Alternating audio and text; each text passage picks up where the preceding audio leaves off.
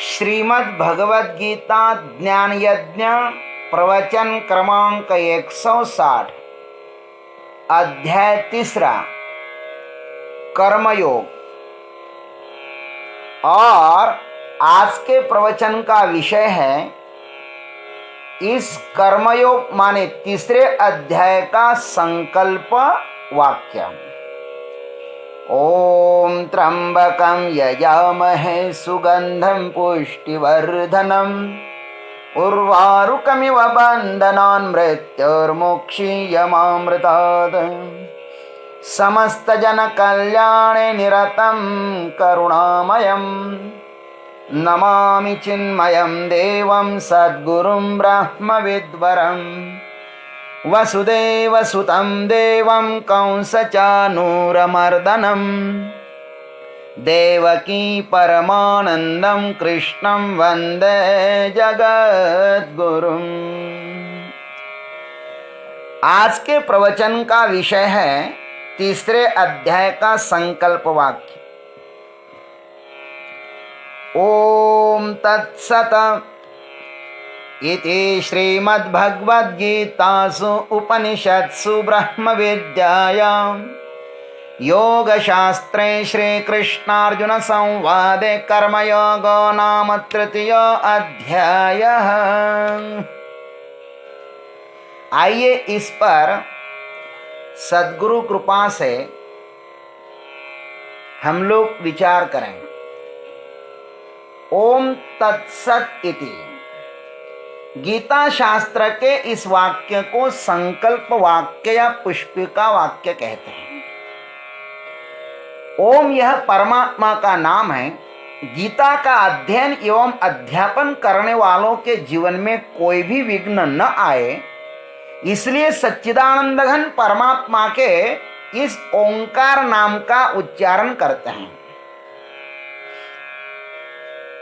शास्त्रारंभ में अथवा किसी भी धार्मिक कार्य के प्रारंभ में, मध्य में एवं समापन में परमात्मा का नाम लिया जाता है। यह हमारी आर्य संस्कृति एवं हमारी आचार्य परंपरा है। ओम मंगलादीनि मंगल मध्यानि मंगलांतानि च शास्त्राणि प्रार्थ्यन्ते। तो ओम इस शब्द का अर्थ है। तत्का अर्थ है कि यह हमारा कार्य ईश्वर के श्री चरणों पर, सद्गुरु के श्री चरणों पर समर्पित होवे।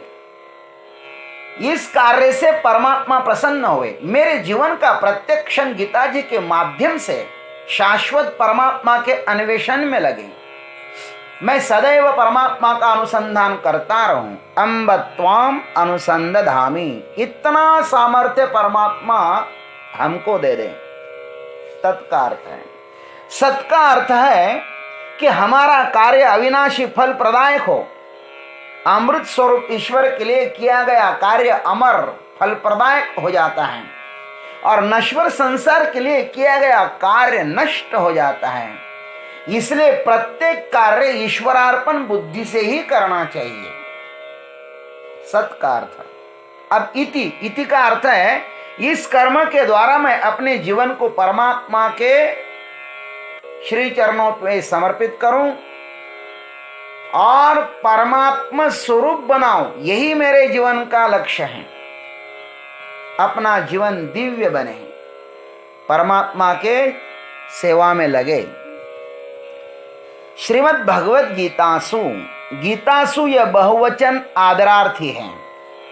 श्री गीता जी मोक्ष प्रदायक शास्त्र हैं, अतः वह महान है। श्रीमत का अर्थ है जो श्री संपन्न है, समस्त सौंदर्य का जो महामेरु है, जो यश श्री औदार्य ज्ञान वैराग्य ऐश्वर्य इन 6 गुणों से परिपूर्ण है। भगवत का अर्थ है भ अर्थात परमात्मा, ग अर्थात गमन यात्रा करना, व अर्थात स्वीकार करना और त अर्थात भव सागर से तर जाना।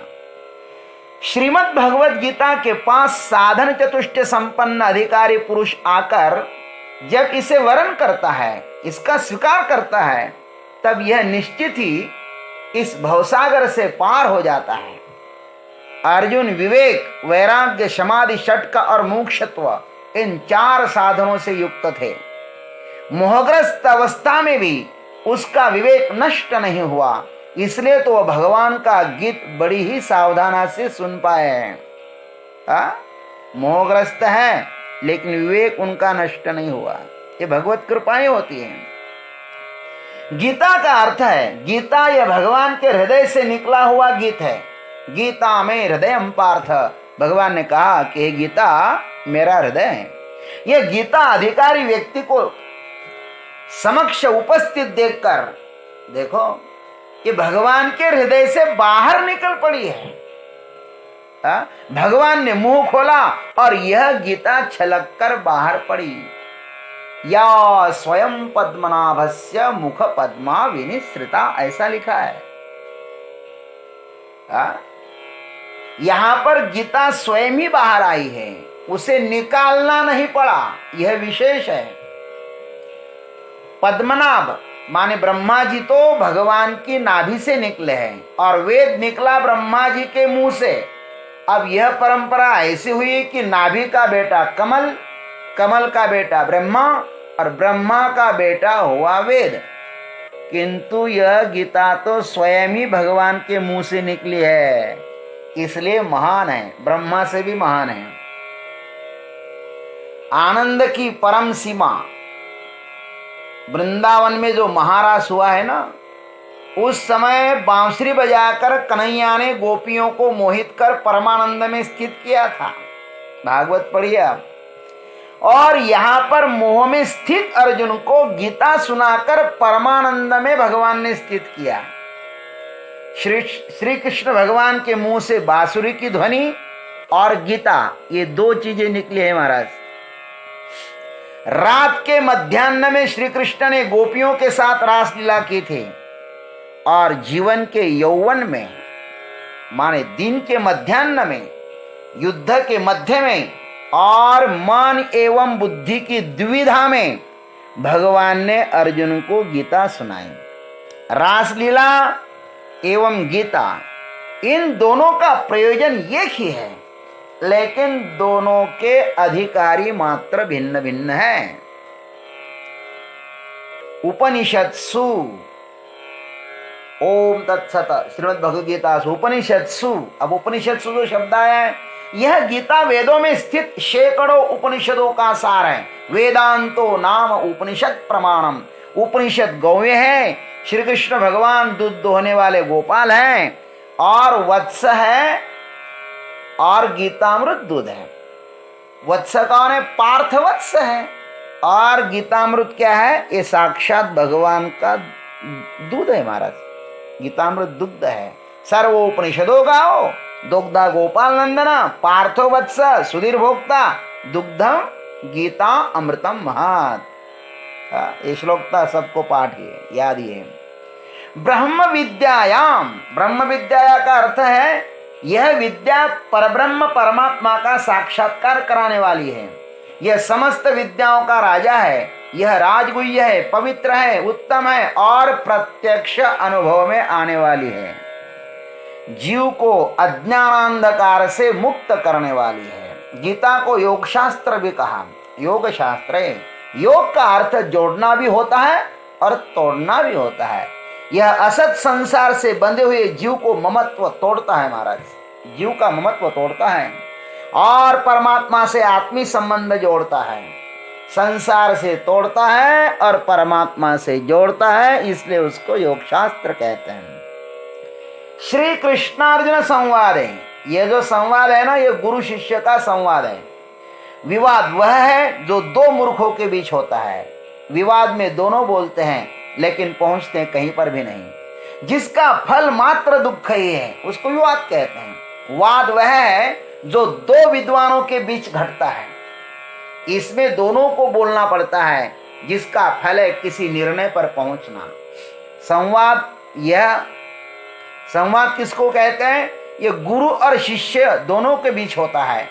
इसमें गुरु बोलते हैं और शिष्य सुनता है, और इस संवाद का फल है ब्रह्म विद्या की प्राप्ति और उससे परमात्मा का प्रत्यक्ष साक्षात्कार होता है, जो अर्जुन को हुआ है महाराज। कर्मयोगो नाम, इस अध्याय का नाम क्या है? कर्मयोग। इस अध्याय में आदि से अंत तक कर्मयोग का ही सविस्तर वर्णन होने से ही इसको कर्मयोग कहा गया है। इस अध्याय में कर्मयोग में भगवान ने समस्त मनुष्य जाति को 3 भागों में विभाजित किया है, ज्ञानवान, पुण्यवान और पापवान। ज्ञानवान वह है जो आत्मनिष्ठ है, उसके लिए कुछ भी कर्तव्य कर्म करना अब शेष नहीं रहता, क्योंकि समस्त कर्मों का गंतव्य स्थान है परमात्मा। मंजिल तक पहुंचने के अनंतर समस्त मार्गों का अवसान हो जाता है ना।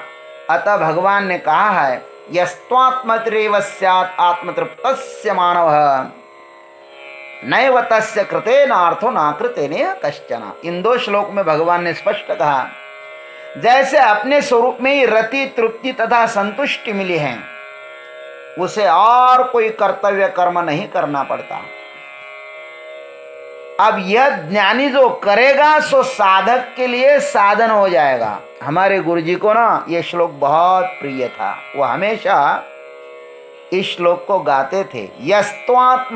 यस्त्वात्मरतिरेव स्यात् आत्मतृप्तश्च मानवः। बड़ा प्यारा श्लोक है। जिसको आत्मरति है, आत्मतृप्ति है और आत्मसंतुष्टि है महाराज, तस्य कार्यम न विद्यते। खैर, यह आत्मनिष्ठ महापुरुष शरीर में रहते हुए भी शरीरस्थ कर्मों के साथ बनता नहीं है, क्योंकि वह यथार्थ जानता है कि गुण और कर्मों के विभाग को जानता है, गुण और कर्म के विभाग को। अतः गुण ही गुणों में वर्तन करते हैं, मैं नहीं। मैं इन सब का क्या हूं? मात्र दृष्टा हूं। तत्ववित्त महाबाहो गुण कर्म विभागयोः गुणा गुणेषु वर्तन्ते इति मत्वा न सज्जते। ऐसा भगवान ने कहा इस अध्याय में। इन 2 श्लोकों में तत्ववित् ज्ञानी महापुरुष की सर्वतंत्र स्वतंत्रता का लक्षण वर्णन किया है। दूसरी बात है पुण्यवान। पुण्यवान किसको कहते हैं? मनुष्य को यह स्वयं सिद्ध अधिकार है कि उन्हें यथार्थ दूसरों के लिए, देखो, मनुष्य को यह स्वयं सिद्ध अधिकार है। क्या अधिकार है उसको? कि वह चाहे तो अपने लिए भी कर्म कर सकता है और दूसरों के लिए भी कर्म कर सकता है। लेकिन वो किसके लिए कर्म करे? स्वयं के लिए कर्म करे कि दूसरों के लिए कर्म करे? इस पर वो स्वयं विचार करें। लेकिन गीता में यज्ञ के लिए कर्म करने पर जोर दिया गया है। यज्ञ क्या है, इसकी सविस्तर व्याख्या प्रजापति और प्रजा के संवाद के रूप में भगवान ने श्लोक नंबर 10 से लेकर 15 तक की है। वहां पर स्पष्ट ही कहा है कि मनुष्य को श्रेय प्राप्ति के लिए परस्पर जो कर्म किया जाता है ना, उसकी वृद्धि करनी चाहिए। परस्परम भावयन्तः श्रेयः परम अवाप्स्यत।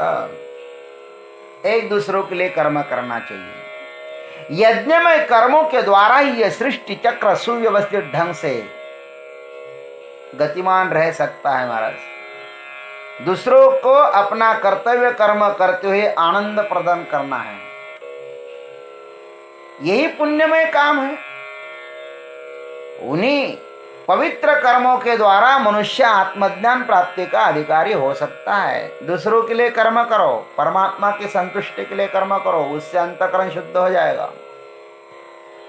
तो फिर भगवान ने उसमें दृष्टांत भी दिए, जनक जी के दृष्टांत द्वारा, तथा भगवान ने स्वयं का भी उदाहरण वहां पे प्रस्तुत किया है। न मे पार्थास्ति कर्तव्यम त्रिश्लोके आदि आदि वाक्यों से। ये 2 बातें हुई। अब तीसरी बात कहते पापवान। पापवान, ये 3 जीवन भगवान ने 3 भागों में विभाजित किया है।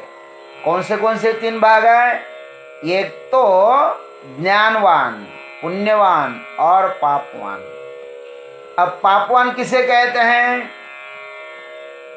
ये भी भगवान ने गीता के 3 अध्याय में बताया है। पापी वह है जो प्रभु के सृष्टि चक्र में बाधा उत्पन्न करता है। भगवान उन्हें अघायुरिंद्रिया रामो मोघम पार्थ सजीवती, ऐसा कहते हैं महाराज। वो अघायु है, इंद्रियाराम है, वो व्यर्थ ही जीवन जी रहा है। मोघम स जीवती ऐसा कहा। अघायु इंद्रिया कहकर उनके जीवन को भगवान ने निरर्थक कहा है। ये सर्वज्ञान मूढ़ांस्तान विद्य नष्टान चेतसा। पापी अपने तक ही सीमित नहीं रहता, वह अपने संसर्ग में आने वाले अन्य लोगों को भी दूषित करता है। उन अपरिपक्व पुण्यमय मार्ग पर चलने वाले लोगों की बुद्धि को विचलित करता है। अतः इस अध्याय में भगवान उन पापियों पर रुष्ट हुए हैं। जो मनुष्य स्वयं के प्रति आत्मज्ञानी न होते हुए भी यह दिखाता है कि मैं आत्मज्ञानी हूं, वह ढोंगी तथा दंभी साधु है। वह स्वयं के प्रति तो अन्याय कर ही रहा है, अन्यों को भी धोखा दे रहा है। सबसे बड़ा पाप है दूसरों को धोखा देना, दूसरे का विश्वासघात करना। जो लोग कुछ शांति पाने के लिए बड़े प्रेम से नजदीक आते हैं, उनकी श्रद्धा का शोषण करना यह अधर्म है। स्वयं की हत्या तो कर ही ली, अब ये दूसरों की भी आत्महत्या करने के लिए प्रवृत्त कर रहा है। अतः भगवान ऐसे दंभी लोगों पर बड़े ही नाराज होते हैं। कर्मेंद्रियाणि संयम्य यास्ते मनसा स्मरन् इंद्रियार्थान विमूढ़ात्मा मिथ्याचारः स उच्यते, ऐसा भगवान ने कहा। और अंत में कहते हैं कि तृतीयोध्याय, ये तीसरा अध्याय है। इस प्रकार ये 18 अध्यायों में से तृतीय अध्याय परिपूर्ण होता है। इस अध्याय में भगवान ने कर्म का सिद्धांत बहुत बढ़िया ढंग से बताया है। इस कर्मयोग में मूलतः 4 प्रकरण है।